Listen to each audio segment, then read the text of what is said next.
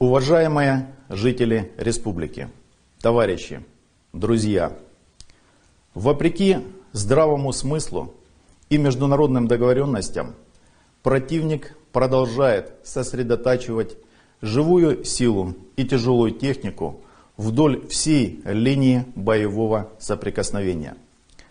На текущий момент противником уже сформирована внушительная ударная группировка. По данным разведки, украинский агрессор планирует осуществить не только провокации на линии боевого соприкосновения, но организовать глубокий прорыв вглубь территории нашей республики. Мы готовы защищать свои семьи, свои дома, свою землю. Все необходимые распоряжения народной милиции, ЛНР, правоохранительным органам республики мною уже отданы.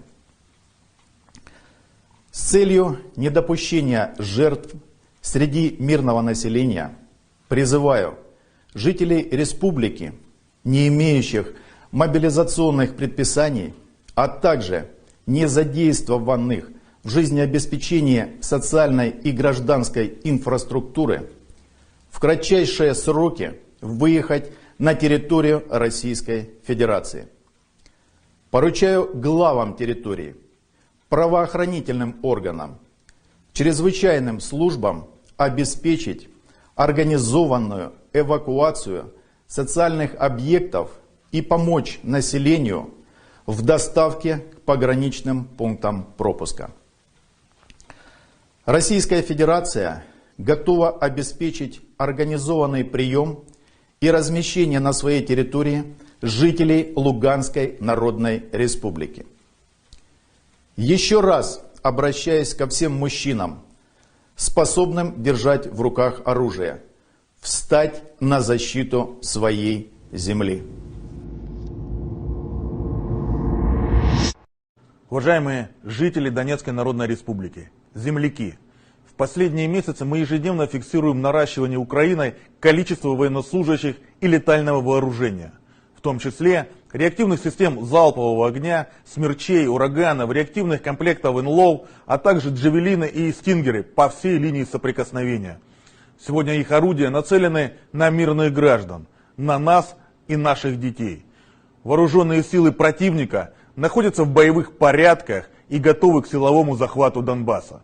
Президент Украины Владимир Зеленский в ближайшее время отдаст приказ военным перейти в наступление, реализовать план вторжения на территорию Донецкой и Луганской народных республик. Обращаюсь ко всем жителям нашего государства. Вооруженные силы Донецкой Народной Республики, имея опыт ведения военных действий, находятся в постоянной боевой готовности, полностью способны защитить гражданское население и инфраструктуру. Тем не менее, при обстрелах противником населенных пунктов республики могут подвергаться угрозе жизнь и здоровье наших граждан. Поэтому с сегодняшнего дня, 18 февраля, организован массовый централизованный выезд населения в Российскую Федерацию. В первую очередь эвакуации подлежат женщины, дети и люди пожилого возраста. Убедительная просьба прислушаться и принять правильное решение. Временный выезд сохранит жизнь и здоровье вам и вашим близким. По договоренности с руководством Российской Федерации в Ростовской области готовы места приема и размещения наших граждан. Эвакуированные будут обеспечены всем необходимым. Для быстрого перехода на пунктах пропуска созданы все условия. Руководителям предприятий и учреждений необходимо организовать выезд семей сотрудников. Штабам территориальной обороны обеспечить транспорт для эвакуации мирного населения. Уважаемые земляки, прошу вас сохранять выдержку и спокойствие. Все вместе мы выстоим и победим.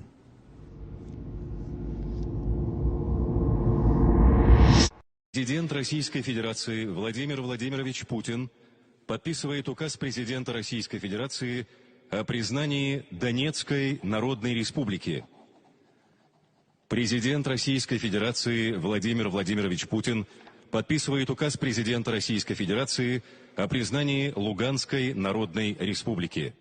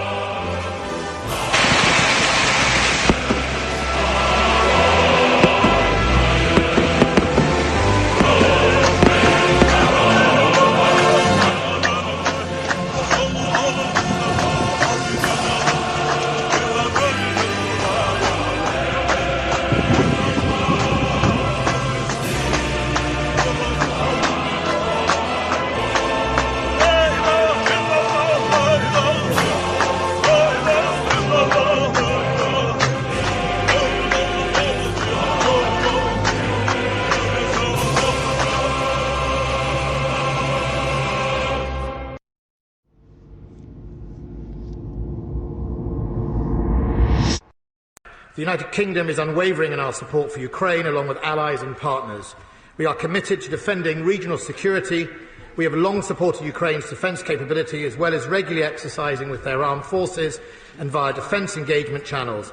We must not allow Russia's destabilising behaviour to influence the territorial integrity of any other sovereign state. The UK remains steadfast in its support for Ukraine.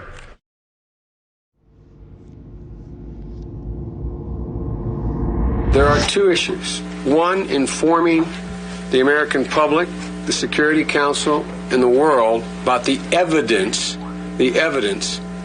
to allow us to make the conclusion that Saddam Hussein remains a danger because he is not cooperating, he is still harboring, and he is still seeking the accumulation of weapons of mass destruction. That case, I believe, has been made. And I hope now that the American people will have this regurgitated in a number of venues and fora over the next weeks, that they will be as convinced as I am.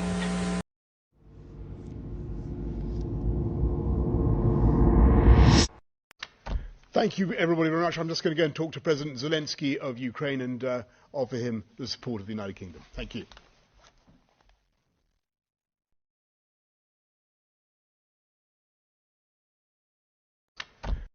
You have consistently described sanctions as a deterrent, but I know you heard President Zelensky really light into the Western allies in that speech in Munich, and he accused you and the West of appeasement of Vladimir Putin over the past few years. He said, we don't need your sanctions after the bombardment, or after we have no borders, or after we have no economy, or after parts of our country will be occupied. What are you waiting for? What are you waiting for? I can't speak, Margaret, to the last few years. I can speak to the last few months and to the last year.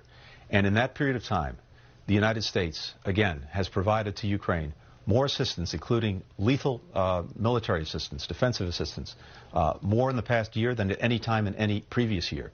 We have rallied other countries to stand in support of Ukraine as well, to provide their own assistance. We've rallied other countries to make clear and to put together in great detail the massive consequences that will befall Russia if it engages in this aggression. The purpose of that is to do everything we can to deter, to prevent a war, to deter the aggression. And we don't want to pull the trigger until we have to, because we lose the deterrent effect. At the same time, we also don't want to detail in public exactly what we're going to do, because that will forewarn Russia. It will be able to... We are not seeking direct confrontation with Russia, though I've been clear that if Russia targets Americans in Ukraine, we will respond forcefully. And if Russia attacks the United States or our allies through asymmetric means, like disruptive cyber attacks against our companies or critical infrastructure, we are prepared to respond. But we're moving in lockstep with our NATO allies and partners to deepen our collective defense against threats in cyberspace. While I will not send American servicemen to fight in Ukraine, we have supplied the Ukrainian military with equipment to help them defend themselves. We provided training and advice and intelligence for the same purpose. And make no mistake, the United States will defend every inch of NATO territory with the full force of American power. An attack against one NATO country is an attack against all of us. And the United States' commitment to Article 5 is sacrosanct. Already, in response to Russia's buildup of troops, I've sent additional U.S. forces to bolster NATO's eastern flank. Several of our allies have also announced they'll add forces and capabilities to ensure deterrence and defense along NATO's eastern flank. So you said actions. We will also continue to conduct military exercises with our allies and partners to enhance defensive readiness. And if Russia invades, we'll take further steps to reinforce our presence in NATO. One, the actions reassurance for our allies and deter the fact further that Russia aggression. Continues to engage to be clear, in disinformation. If Russia decides to invade, that would also have consequences here at home. Do that. Have they actually? But the American people understand that defending democracy and liberty is never without cost. They have engaged in this activity. This is a cause that unites Republicans and Democrats. But let me because obviously this is not the first time we've made who forcefully spoken out in defense of our most basic. You'll remember that most just a few weeks ago. Most American principles. Made what report public? If you'll let me finish, I will tell you what report we made public. We told you a few weeks ago that we have information indicating Russia also has already prepositioned a group of operatives to conduct a false flag operation in eastern Ukraine. So that, Matt, to your question, is an action that Russia has already taken. It's an action that you say that they have taken, but you have shown no evidence to confirm that. And I'm going to get to the next question here, which is, what is the evidence that they... I mean, this is like crisis actors, really? This is like Alex Jones territory you're getting into now. What evidence do you have to support the idea that there is some propaganda film in the making? Matt, this is derived from information known to the U.S. government, intelligence information that we have declassified. I think you know... Okay, well, where is it? Where is this information? It is intelligence information that we have declassified. Well, where is it? Where is the declassified information?